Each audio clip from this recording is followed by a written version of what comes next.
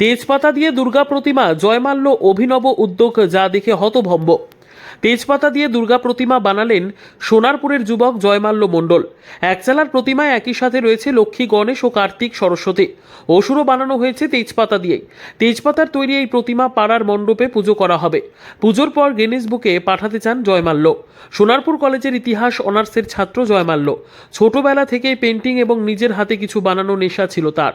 নিজের খেয়ালেই অনেক কিছু বানিয়েছে সে। এসব বানানোর ফাঁকে ফাঁকেই চলে পড়াশোনা। হঠাৎই বছর তিনেক আগে দুর্গাপুজোর সময় নিজেই মাটি দিয়ে দুর্গা প্রতিমা বানায় সে, যা দেখে চমকে গিয়েছিল এলাকার বাসিন্দারা। তার পরের বছরই দেশলাই কাঠি দিয়ে প্রতিমা বানায় জয়মাল্য। এবার তেজপাতা দিয়ে দুর্গা প্রতিমা বানিয়েছে সে।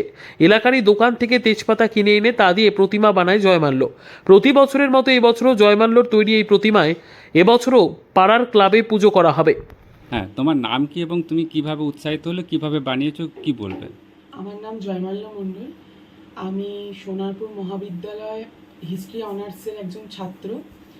আমি এই ঠাকুরটি বানানোর অনুপ্রেরণা পেয়েছি মূলত আগের কয়েক বছর আমি মাটির দুর্গা ঠাকুর বানিয়েছিলাম। তো তখন সবাই মানে পার্শ্ববর্তী পাড়ার লোকরা সবাই বলেছিল যে খুব ভালো লেগেছে, তো পরের বছর আবার বানাবি তো। তো আমি সেই উদ্দেশ্যে আবার বানিয়েছি। তো তাই জন্যেই বানানো। আর এটা পুজোর কদিন তো মণ্ডপেই থাকবে, মানে পাড়ার মণ্ডপে। আর তারপরে এটা আমি ইন্ডিয়ান বুক অফ রেকর্ডসে দেব। এটা কিভাবে বানিয়েছিলে আর এর আগে কিভাবে বানিয়েছিলে? এটা আমি বানিয়েছি মূলত তেজপাতা দিয়ে, আর তারপরে আঠা, তারপরে স্ট্যাপলার দিয়ে। আর এর আগে আমি 2023-এ বানিয়েছিলাম দেশলাই কাঠি দুর্গা ঠাকুর। তোমার নাম? আমার নাম জয়মাল্য মণ্ডল।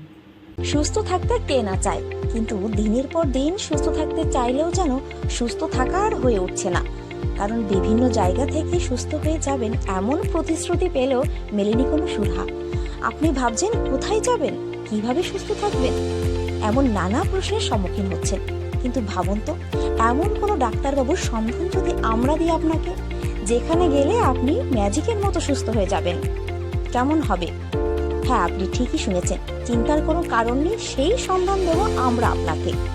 কথায় আছে ডাক্তার হলো ভগবান, তবে সেই ভগবানের সন্ধান কজন পায়? আজ আমরা এমন একজন ডাক্তারবাবুর অর্থাৎ ডক্টর সন্তুদের সঙ্গে পরিচয় করিয়ে দেব, যেখানে রোগী ম্যাজিকের মতো সুস্থ হয়ে যান। এটা কোনো গল্প নয়, এটাই বাস্তব।